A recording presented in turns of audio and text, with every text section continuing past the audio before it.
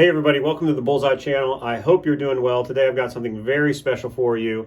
I imagine that, like me, you have been tuning in to the Olympics. And there have been a lot of great things happening in Olympics, particularly Olympic shooting. Olympic shooting and Bullseye in general are kind of having a little bit of a moment right now. Here in the next couple of days, the internet is going to be moving away from talking about anime-looking villains and 51-year-old dads winning Olympic silver, and instead they're going to be talking about the magic Olympic pistol. So I actually happen to have one of these pistols, and I'm going to share that with you. So here it is, the magic Olympic pistol, the Pardini SP. This thing looks like RoboCop's gun. This thing is really, really cool. The Pardini SP is unlike any pistol that I have ever fired, but let's go through what it is and what makes it special. The Pardini SP is a semi-automatic pistol chambered in .22 long rifle. It is magazine fed. Like many Olympic pistols, the magazine is forward of the trigger, so it looks like kind of a little mini rifle. It has a lot of interesting features. The first is that it's going to have these ergonomic grips that are common with most Olympic pistols. There are requirements for these, but the thing that I would like to get across is that if you look at it, it has a very pleasing texture here, a nice place to put your thumb. It has a little bit of a thumb rest. It has an adjustable shelf. Unlike American Bullseye versions, this does not wrap up and it doesn't encapsulate your hand. You still need to be able to freely articulate your wrist, and it can't touch any portion of your wrist. So this is the international grip. The other thing I'd like to point out is that this has a pretty aggressive grip angle. Out of every firearm that I own, the Pardini is the most forward, and this is typical of all Olympic level pistols or target pistols. They're not comfortable to shoot by any stretch, but you get used to it, and but it is the best way to hold your sights still. Very, very good rear sights. The sights can be both adjusted with a flathead and by hand, which is very convenient. Your safety is right there. If I want to put it on safe, I just move it up like that. And there's a little S that you can't see. But for the most part, no one uses the safeties on these. The trigger is infinitely adjustable. Well, not infinitely. It is very adjustable. So just talk about a little bit of the things. First, we'll talk about the trigger position. Do you want it forward or do you want it backward? Do you want it a little bit left or do you want it a little bit right? Do you want it canted to the right or do you want it canted to the left? Do you want it high or do you want it low? That's just position. How many options is that? And then we talk about the actual trigger pull itself. Do you want a first stage and a second stage, or do you just want a one-stage trigger? If you have a two-stage trigger, how long do you want your first stage to be, and how long do you want your second stage to be? Oh, and by the way, what weights do you want on both your first stage and your second stage? And then do you want any free play in it? All of that can be adjusted with just like one hex and an Allen key. And most of those can be adjusted without taking the thing apart, which is amazing. There are some, I think it's first stage travel has to be adjusted. You have to take the grip off, and there's like a little screw back here. And then there's one up here that you can go through. There's a little hole right there, and you can adjust. I don't remember which one it is, but all of these little, screws, and you can even see in here, and you can kind of see a little bit of the operation. You can also clean it out, go like that. Super cool, right?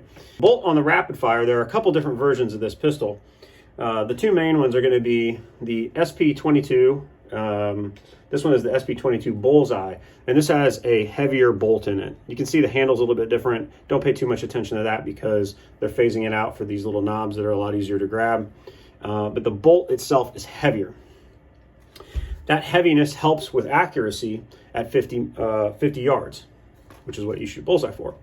But for rapid fire, you're shooting at 25, and the most important thing there is you want a fast cycling time, because in Olympic rapid fire, at the fastest, you have to raise the gun and fire 5 shots on 5 different targets in 4 seconds. That's amazing. And in order to do that, you want this bad boy recycling as fast as possible. Now, I'm moving this bolt, and it's getting me pretty excited, so let's go ahead and let's put the other empty chamber indicator here, and let's go ahead and pull that trigger. I have a whole video on what does That's how you lock the bolt to the rear.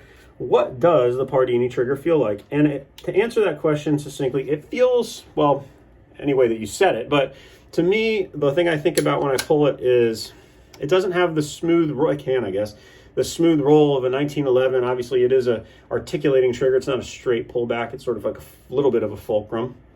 But if you know those kids' toys or those like sort of like fidget things where there's like a little bubble, plastic bubble, and you're popping it and you're popping it back, that's kind of to me always what a Pardini trigger felt like. But anyway, enough talking.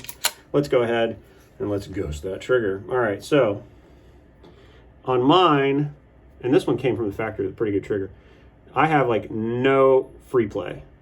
I have a very short first stage. There's the second stage. That's how short this is. So I'm going to go ahead and keep holding it. And then let's reset. You can hear the reset. Wow. Let's do it again. Oh, there it goes again. So it's pretty amazing, especially in bullseye, how quickly that you can get 5 shots off. Which is good because, you know, even in bullseye and Olympic rapid fire, you're going to want to take your time on that first shot. Not too much time, but, you know, enough. Let's do it one more time just because it's fun. Fun.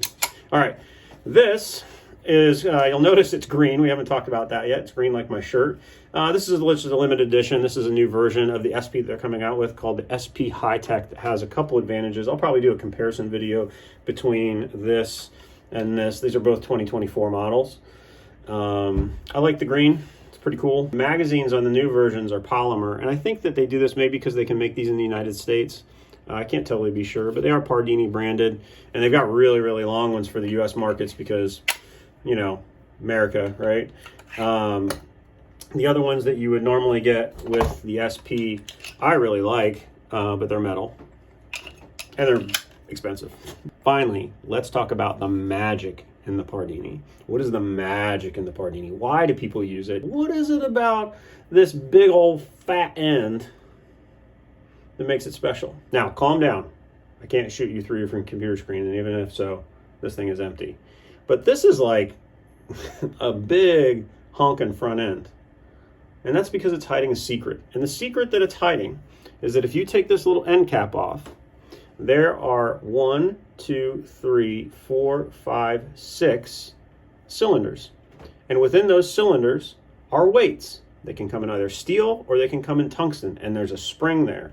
And what they do is counteract and mitigate almost completely the recoil that you feel when you fire a Pardini. So as the gun moves back, the weights are sort of free floating with that spring. They do their magic. I don't know how it works, so I'm going to explain how it works. I don't even remember what side the springs are on. But whatever it does, it counteracts that, and that means that this baby stays on target. And it's kind of amazing to shoot, and it's pretty fun to feel. So if you have the opportunity to go out and try one of these, I highly recommend it. I highly recommend it.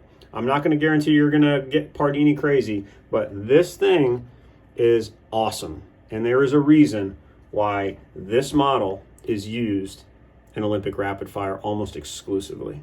So there you go. Go ahead and ask questions about it. As always, hold hard, shoot straight, 3 rules for life. Don't be a jerk, take care of yourself, help other people. Thanks.